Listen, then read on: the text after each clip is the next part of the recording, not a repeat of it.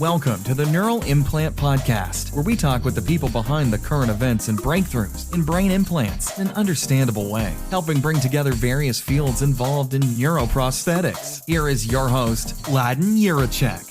Hello, everyone. Welcome to the Neural Implant Podcast. Today's guest is Evan Coopersmith of Agency Enterprise Studio, and he is the galactic head of admonishment and also executive vice president of data science there. So basically, they do a lot of kind of contract work to basically do machine learning and neuroscience and neurotech, have a huge team on staff to basically make sure that everything that you might have a question with gets done. So Evan, I introduced you a little bit, but do you want to improve on that a little bit? Yeah, I'll give you the brief synopsis of my life story. So when I was an undergrad, I became a data scientist for reasons completely unrelated to neuroprosthetics or neural implants. I wanted to bet on baseball games. Betting on baseball games required a large amount of data and certain web scraping skills I didn't possess. So I found a rather gifted college classmate whose consulting wage was something I could afford, namely as much pizza as would be required for him to write the necessary code. And I asked this young man for help, and we built a model to bet on baseball games together.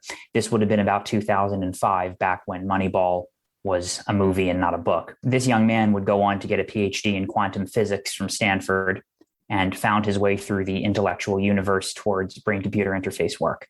And that brought him to AE Studio. And then a decade and a half later, he called me, who had found his way through finance, and I was a government scientist briefly. My background is actually in civil and environmental engineering and hydroclimatology. And I was running global advanced analytics for a professional services firm a little bit along the way. And he called me up and said, there's this incredible company doing this incredible work. You should come join us. And that's what brought me to AE Studio and brought me in touch with the great problem that is BCI. So that's my very brief life story. Yeah, very cool. Yeah, looking at your Google Scholar, it's pretty interesting. I was like, do I have the right person? Because all of your stuff is about soil science, soil moisture conditions. But obviously, this is a neurotech show, and you guys are dealing with data science, artificial learning, artificial intelligence, machine learning. So maybe there is some kind of aspect to this in soil science, soil hydration, everything like this. Do you want to talk about, I guess maybe talk about what AE Studios does as well? Yeah, I'll talk about AE Studio before I go into the details of figuring out how wet and dry the ground is. AE Studio is at its core a data science and development and design consultancy. We have extraordinary clients for whom we build technology products. We build software products. And AE stands for Agency Enterprise.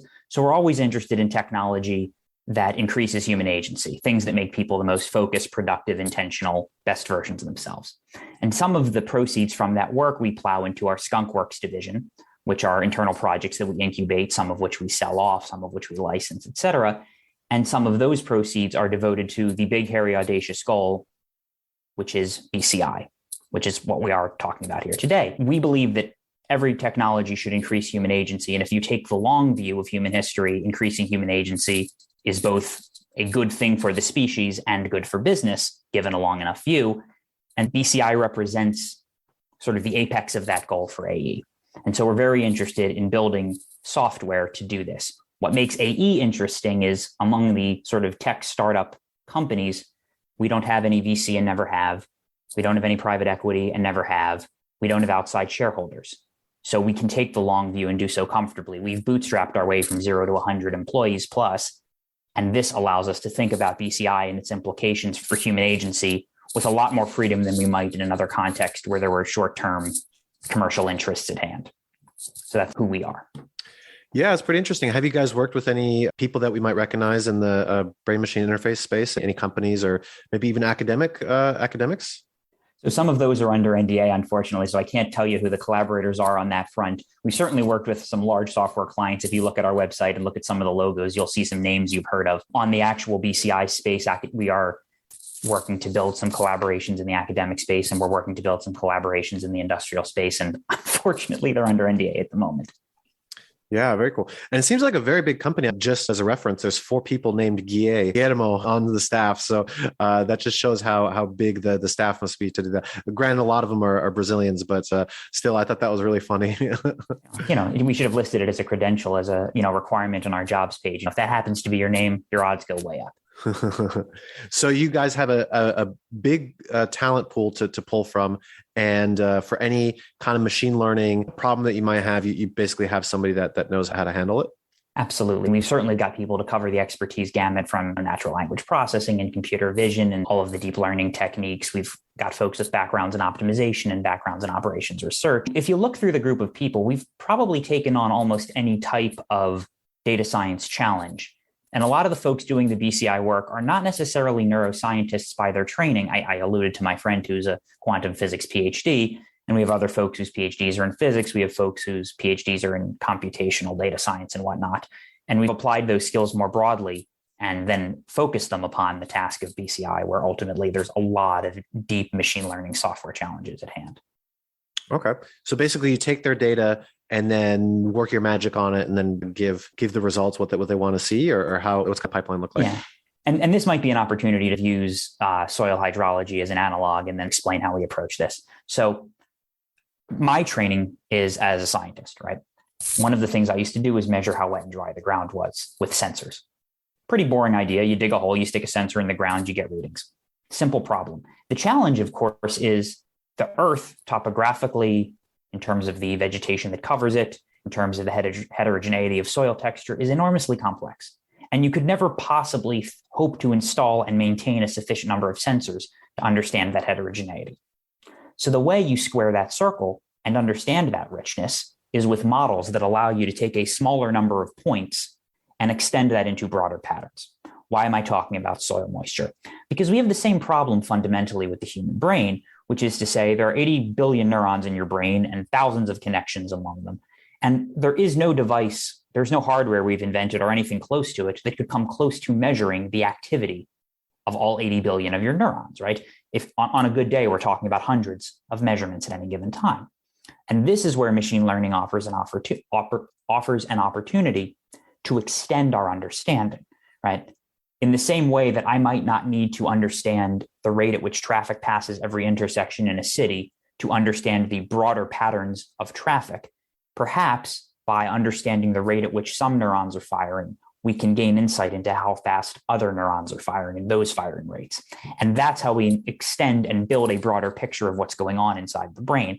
And that's why software and machine learning plays such a rich role, because we could never hope to measure all the things. Yeah, definitely. I like this analogy of not having to measure every intersection, but just sampling a little bit and extrapolating from there and trying to figure out what's going on. It is very difficult on a podcast audio only format to talk about software and programming and code. So we are a little bit limited by how we can explain things. But yeah, basically, how do you do this? Like, what's the secret sauce or something like this? Do you already have a pre-existing program and then you just put it in, or what exactly is the process for this? So let's talk a little bit about the problem in the general abstract case, and I'll try to keep this pretty straightforward because you don't have any visuals to aid you. For those of you who have taken statistics classes, you might think about something like an exponential distribution. Exponential distributions have a really interesting mathematical property, which is that they're memoryless. So imagine that you were sitting outside watching the cars pass in front of your home. And I asked you how long it would take from now until the time the next car passes. If that distribution lacks a memory, it has this really great property that you don't need to know how long it was since the last car came by, because the answer is always going to be the same. Okay, that's an exponential distribution. It has a beautiful magical property. Now, if we sum up a bunch of exponential distributions, we form what's called the Poisson distribution, which basically, instead of calculating how long until the next car passes, it would instead calculate for you how many cars do I think will pass by in a certain period of time. That gives you something of a rate. Now, you can imagine the firing rate of a neuron in your brain could be described by a similar property. In turn, understanding the parameters of that distribution, we can infer the parameters of other distributions that are related in the brain. Now, to your point, do we dump this all into a model? How does this work? Now, as you might imagine, the academic community in neuroscience has done an extraordinary amount of work over decades to understand these types of questions. And to be very clear, we are standing on the shoulders of extraordinary academic research that's gone on long before we arrived on the scene. So we recently participated in what's called the Neurolatence Benchmark Challenge, which was an international competition where some data, standardized data sets measured from the brains of monkeys, was provided to a number of research groups with the goal of modeling the firing rates of neurons as accurately as possible. And AE was fortunate enough to post the best scores in that competition. And the way we were able to be successful was to take some of the best research that had been done by neuroscience labs around the world and then apply software engineering and data science best practices to iterate and improve and build upon those models and those techniques. So basically, the net result is a combination of a good, solid understanding of the mathematics and the science, an understanding of the state of the art that other academics have helped develop, and then applying the kind of software engineering and data science best practices that an industrial company like ourselves is able to bring to the table, and then ultimately deliver the performance that was atop a leaderboard on the last day of the competition. Does that sort of frame the approach and the result? No, that is interesting. And it is cool to concepts from other things, I guess, general mathematical concepts, and being able to extrapolate from that and knowing that this does follow same biological, same kind of mathematical process. Okay. So how does your company work? Somebody comes to you, they have a problem. Maybe the academicians, as you mentioned, you guys are a little bit more open to, they come to you, they say they have a problem. What happens next?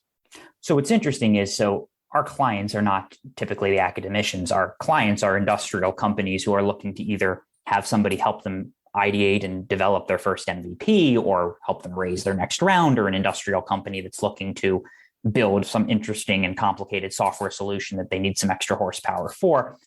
Any of these types of things. We're not expecting academics to write us a check to solve their problems on their behalf. Academics are sources of insight and wisdom and collaboration we want to build relationships with, because ultimately in the field of BCI, we're software folks. So we neither develop BCI hardware at the moment, nor do we have the neurosurgeons who can open the human skull and implant a device therein, right? This is beyond our purview, but academics and academic research labs are where this type of work is being done. So for us, it's a matter of building those relationships, because ultimately the hardware side and the software side need to come together. The hardware side is interesting, and to your point, it's easier to discuss on a podcast. But I could argue, and I think I have in other conversations, that the software is actually going to be the limiting principle, or at least it is in my opinion. Yeah, for sure. And then this is something that in our previous conversation we were discussing, is talking about the software. Hey guys, just a quick pause to talk about our show sponsor, Iris Biomedical. Iris Biomedical provides a portfolio of neural sensing and simulation platforms and components to accelerate early-stage medical device companies through preclinical and early feasibility studies. Iris is an ideal partner for companies with limited budgets or resources to invest in developing a new platform from the ground up. Their experienced engineering team, in-house cleanroom facilities, and ISO 13485 certified quality management system allow for prototyping and early-stage commercial production. Be sure to tell them you heard about it on the Neural Implant Podcast. That'll really help us out. Thanks. Now, back to the show. And do you want to talk about the checkers and chess AI that basically used to be state of the art and now is kindergartner? Yeah, one of the arguments I've often made is that it generally isn't the hardware that holds us back, it is the software. So for the longest period of time, human beings were superior to computers in playing a sport like chess. Why now is a computer superior? Now, obviously, Deep Blue was an enormously large supercomputer and offered an incredible amount of processing power, and that ultimately led to a victory over Garry Kasparov. And humans are now inferior to computers. But right now, the computer sitting in front of you, that laptop, would certainly be able to beat anybody at a game of chess. Heck, the smartphone sitting next to me would assuredly be superior to pretty much anybody in a chess match. So is this about the hardware and the processing power of that hardware? Or is it about better algorithms to approach the game of chess that are superior to the crude brute force searches of 1996 in Deep Blue? When the software reaches a level of sophistication, suddenly the hardware is orders of magnitude more than is required. The other thought experiment I often like to think about is self-driving cars are a commonly discussed and complex problem. We've all been told that one day we'll have self-driving cars, and we've had this discussion for a decade and they're not really here. Is the issue the hardware? Is the issue that we can't build a machine that can take in enough visual information or react quickly enough? No, it's the ability to transfer learning and insight. The software is the problem. Your brain is plenty sufficient that if I drop you in any automobile and hand you the keys and say, can you, go to the store and pick up some food? You know how to do that in any car, pretty much. In any part of the United States, no problem. Is the reason we can't do that because we don't have sufficient hardware, or because we haven't advanced the software to the relevant level of sophistication? Yeah, so I would argue that it's a chicken and the egg problem. And this is what we were talking about last time too, is that, yeah, true, your cell phone now could beat you on chess with the programs that they've developed since then. But could the 1996 computer have done that? And would it have been that much better? Is it limited by the software? And I think it's a little bit to do with hardware optimization as well. A lot of computers, especially Macs, are known for really good at image processing, and then they just have this workflow that makes it more amenable to dealing with large volumes of images and everything like this. But that's something that's baked into the hardware of the CPU and everything like this. So maybe by optimizing the software, getting things really dialed in there, then the hardware can later go in and optimize things better. Like one hand washes the other. And at this point, with our technology, with our hardware and software, we're very far away from it, but we can need both to progress. What do you think about all that? I think that's the right way to look at it. And there's absolutely a chicken and egg problem, because both of them allow the other to take steps forward. Obviously, because I work for a company that lives in the realm of software, I have a bias in this conversation, but you're absolutely correct. I think the chess example is interesting because the brute force search of deep blue, which was a very simple algorithm, which is there's a few options on a chessboard and a few more options out from there, and you have an exponentially growing tree, and you get as much of it into RAM as you possibly can in your supercomputer, and then you choose the best option, and then you do it all over again. It's not a complicated algorithm at all. It's not terribly sophisticated in terms of its understanding of the game of chess, but it's enough, right? And then somebody discovers an algorithm where you can prune that tree strategically. And now suddenly you can explore so many more moves into the future than you ever could before. And suddenly now the amount of RAM required to do this task shrinks dramatically. And the innovation on the software side now means your hardware can do so much more than it ever could before. And then, of course, you can maximize the hardware with that greater algorithm. The argument in terms of BCI, if I bring it back to the actual topic at hand, is I don't know what the 80 billion neurons in your brain are doing. Right now, I have no ability to measure them. But obviously, I'm able to understand latent patterns in your face. I can hear the patterns of sound that are created from your mouth. You can do the same with me. We are processing information from each other. Now, there are inefficiencies and errors in how we do this. Clearly, we have learned how to understand patterns. We would call these latent patterns in the data. That's neural latent benchmark, the challenge we're involved in, spoke to this idea of these latent patterns that exist in neurological data. And I think that's where the software has to take the next step of understanding those latent patterns, in the same way that your brain and mine are obviously very different, but there's got to be enough in common here that this conversation happens relatively easily. That's really interesting. Looking back at that chess analogy, basically pruning that tree to basically the logical ones are the only ones that make sense. And I guess this is what the brain does as well. There's a million things going on and all kind of sensors all over my body, activating, firing off. But the brain is really selectively, it's actively ignoring everything and maybe only focusing on like a few per second. And maybe this is something that needs to be done in the software as well. Like really, there's only like a few things. There's a few key parameters that are useful, and everything else can be ignored and should be ignored for the benefit of RAM and computation power and everything like this. I think this field is ultimately going to reveal quite a bit about the nature of what it is to be conscious and to be thinking. These are still questions that are largely in the realm of philosophy, and we still have a great deal that we don't know, but this kind of research might give us some insight into what exactly is happening in our minds. Here's an example. You and I are trying to have a conversation, and we use a term at AE, and it's not our term specifically, but we use it a lot, which is transcription fluency.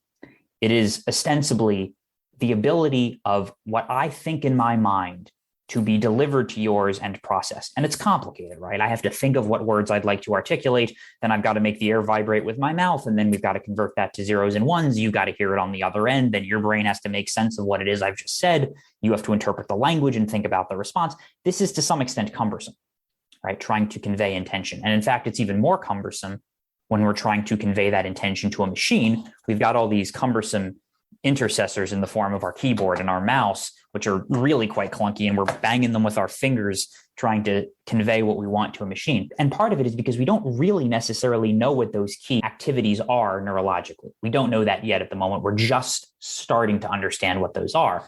But you can imagine in the future of BCI not needing those intercessors to communicate with either human beings or machines. And that might reveal a great deal about what actually is and isn't key information, what is signal and what is noise, as brains and machines interact with one another, which is really interesting to think about from my perspective.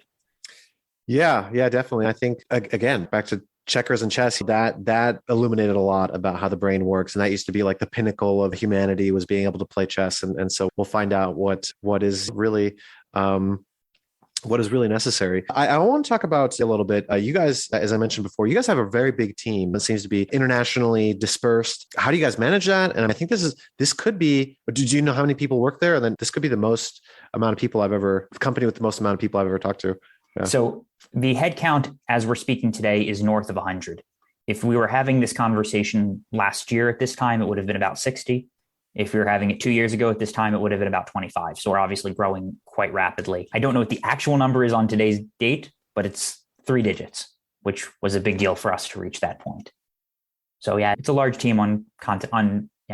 How do you guys manage that then? I think we manage it the way, first of all, there's an advantage of the fact that this is a software company. So the fact that there are already tools like GitHub and Slack that are designed by folks like us to facilitate the interactions about software among folks like us. This is a huge advantage. And I always joke, I was working from home long before it was cool. I've been a remote employee since 2015, long before COVID and the pandemic and whatnot. And I think the way we do this is one of our core values, and it's just simply over communication. We communicate a lot with each other about everything. We communicate asynchronously through Slack. We meet with each other. We have regular stand-ups with each other on a daily basis. I think we do the things that you would want people to do to collaborate in an office. We just don't have an office, at least, we have offices, but we're often not in the same building to do them. We have an office in Los Angeles. We have an office in Brazil, but many of the people are on different continents. One of our BCI researchers is currently in Australia, and he and I had a conversation earlier this afternoon, and it was wonderful, right? This is my quantum physics PhD collegiate friend with whom I collaborated on a baseball project by buying him pizza. It's a big world, but it's not that big anymore, at least not in this field and not in this day and age. Yeah, no, I'm very much interested. I like these kind of big teams. And especially, as you said, you're growing very quickly. So you have to learn to manage handling and dealing with a lot more people very quickly. So I find that's personally a very interesting topic for me. So maybe let's shift back to BCI neurotech. I guess, what can you tell me? What are you guys working on that's not covered under NDA? And what are some breakthroughs or glass ceilings that you guys are shattering? So when I think about the challenges in terms of machine learning on the neuroscience side, I think of 3 major questions that over time will be answered with software. So one of them is the idea of a model that is robust with respect to time. So right now, if someone were to implant something in your brain, right? Calibrate a model to use that tool. That tool would no longer work the next day. You need to recalibrate it because your brain tomorrow is not the same as your brain today. So that's challenge number 1, would be understanding which of those patterns are robust with respect to time. There is a software challenge with respect to task. If I calibrate a model to solve one particular problem, like restoring functionality to a paralyzed limb, that is not the same algorithm that is necessarily going to allow somebody to convert their thoughts to text, right? Those are 2 different machine learning tools, one brain. Right? You would want an algorithm that was more robust to task, just as your brain is robust to task. And then finally, the calibration in one brain would not necessarily apply to anyone else's, which is an interesting problem in the space of BCI. If you hurt your knee, the doctor who operates on you has seen a number of knees before, and though yours is not identical, it looks pretty much like everybody else's, and the doctor knows what to do. That doesn't work in the field of BCI. So it's thinking about how to make models that are more robust across time, task, and person. I think on our end, one of the things that we're interested in is the unsexy efficiencies of how do you run data science analyses in this field? How do you construct the infrastructure for it? How do you ensure that you're not driving your Ferrari on gravel roads, if you will? How do you standardize data sets? How do teams collaborate well with each other? How do they think a little bit about what software development should be? We're both, to some extent, academics. I remember during my doctoral years, a graduate student would depart and 5 years of work would disappear and you'd have to reinvent the wheel because this was the only person who understood how to run this particular piece of software and knew all of the nuances and idiosyncrasies of how to execute that code. That this is not how you would want, ideally, this type of work to proceed. Now, you need all of the academic brilliance to come up with new ideas and push the state of the art and advance human knowledge, but you also want the software engineering and data science to operate with some of the organization of a business that does these type of projects on a regular basis and understands these things. So some of what we're doing is decidedly unsexy and assuredly necessary to take the baby steps forward that will accelerate exponentially and bring us the kind of BCI we imagine in 5, 10, 20 years. Yeah, that's really cool. And then you mentioned the hardware and software side of things. And to our earlier, I guess, debate or something like this, how is this run? Like, is this run on-site, or do you need giant servers to be able to run this software? Or do you have like petabytes of data to be able to sift through? Or what does it look like mostly? It's not quite petabytes of data, but we certainly have GPUs that are performing calibrations to train models. And we certainly are using Amazon's EC2 rather regularly, just as we would with any other software product that needed additional compute. We're certainly doing those types of things. And yeah, I think there's certainly an advantage in having sort of industrial resources to attack those problems. But right now, I don't think it's veered off into everybody has the question of what is big data? Is it more than a laptop can handle? Yes. Do we need giant server farms running around the clock? No, we're not quite at that scale yet. Although you can imagine over time that may one day be necessary. Very cool. Ivan, I think this is really interesting. Again, this is a bit outside my purview. I don't really know. I've always been a little bit scared of programming and everything like this, and I usually get somebody else to do it for me. I'll design and build the thing, and then somebody else can run the software. Is there anything that we didn't talk about? You guys work on a lot of things. Is there something that we didn't talk about that you wanted to mention? The only thing that I want to think about a little bit and mention is one of the possible applications of BCI that I can foresee and how I imagine this. One of the thought experiments I really enjoy when I think about BCI is an experience I think everybody who's worked at a laptop has had. Have you ever sat at a laptop during a meeting and you've had a thought pop into your head and you've said to yourself, I've got to write this down and I've got to take notes. Okay, so now I've got this problem of how I surreptitiously pull up my note-taking app while trying not to look like I'm not paying attention to the person speaking. And now I try to jot down my notes in such a way that I will remember what I intended to write down, and then I'll look at it later. Oh, but now I've lost track of what's being said in this conversation. And so now I've lost the train of thought. And this is, of course, a major cognitive challenge. Now, you can imagine how valuable it would be to be connected to an interface that allowed those thoughts to be transcribed instantaneously and maintain the fullest of your attention. You'd be a much more productive professional if you had this ability. So you smile as I say this. It looks wonderful. I think everybody would sign up for this device tomorrow. There's only one small problem. In order for this device to actually be viable, it would have to have some ability to read your thoughts and intentions. Now we're veering off into an interesting landscape because you want this product, don't you?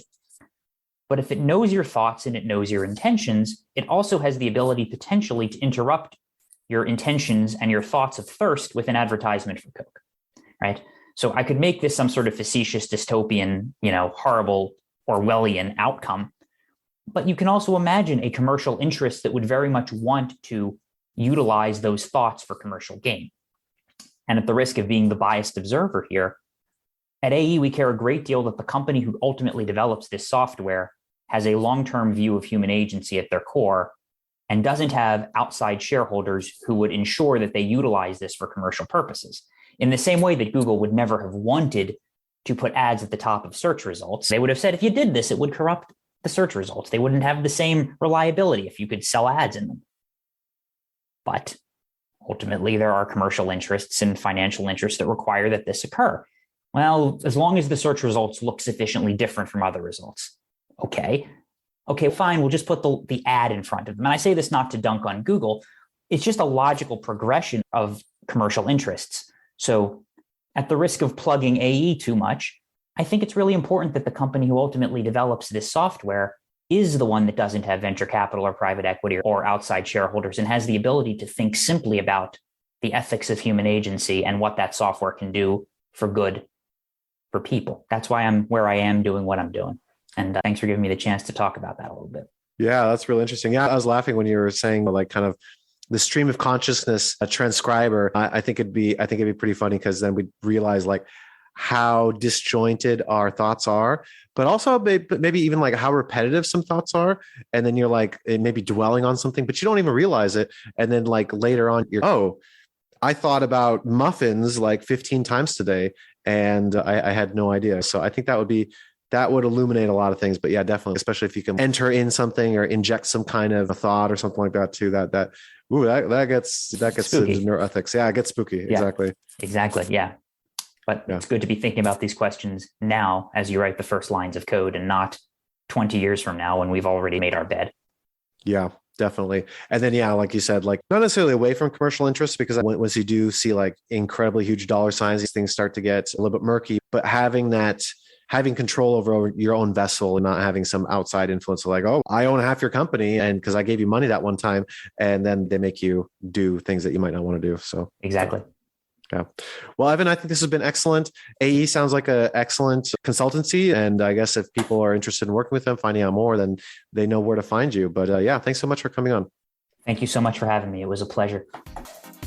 Hope you enjoyed the show and were able to learn something new, bringing together different fields in novel ways. Until next time on the Neural Implant Podcast.